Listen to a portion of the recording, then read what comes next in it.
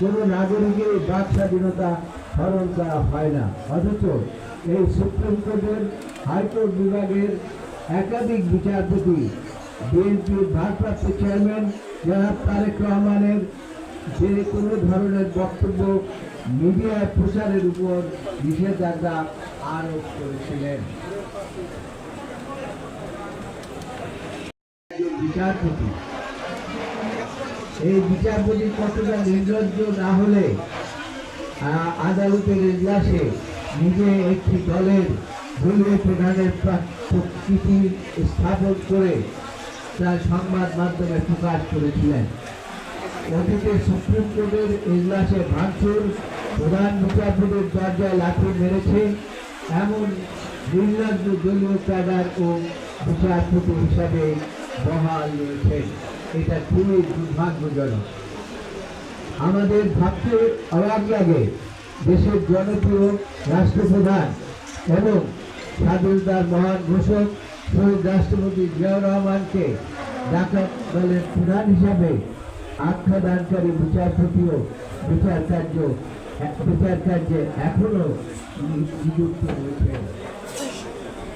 প্রিয় সাংবাদিক বৃন্দ, আপনাদের নিশ্চয়ই মনে আছে বিগত ফ্যাসিবাদী হাসিনা সরকার তার অবৈধ ক্ষমতাকে বিজয়িত করার জন্য নগ্নভাবে আদালতকে ব্যবহার করেছিল।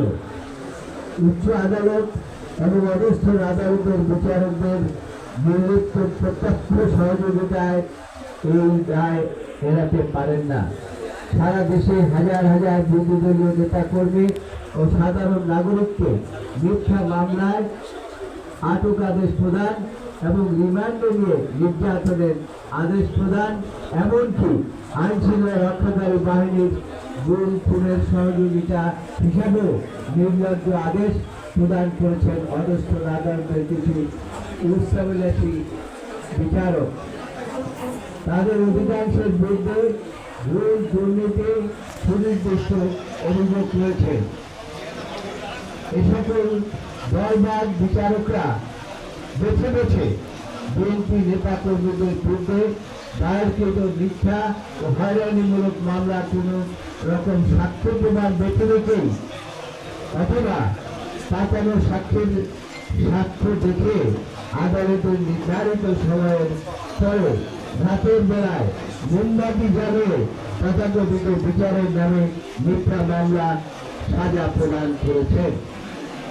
এ ধরনের কোন বিচারকের বিরুদ্ধে কোন ব্যবস্থা গ্রহণ করা হয়েছে বলে আমাদের জানা নেই, দেশের কোথাও না, পৃথিবীর কোথাও না। অথচ এই দেশে আইনের শাসন প্রতিষ্ঠা এবং মানবাধিকারের প্রতিষ্ঠার জন্য এই সকল দল ও দুর্নীতিবাদ বিচারককে অপসারণ ছিল অতীব জরুরি। দুর্ভাগ্যজনকভাবে তা আজও করা হয়নি। প্রিয় সাংবাদিক বন্ধুগণ, বাংলাদেশের গণতন্ত্র পুনঃপ্রতিষ্ঠা, আইনের শাসন, মানবাধিকার রক্ষায় আমরা অবিলম্বে উচ্চ আদালত এবং নিম্ন আদালতে ফ্যাসিবাদের দোষর ও চিহ্নিত দুর্নীতিবাজ এবং দলবাদ বিচারকদের অপসারণ দাবি করছি। পাশাপাশি বাংলাদেশের বিচার বিভাগ গণতন্ত্র ধ্বংসের মূল কারিগর সাবেক প্রধান বিচারপতি জনাব এবিএম খায়রুল্লাহকে অবিলম্বে গ্রেফতারের এবং বিচারের মুখোমুখি করতে হবে।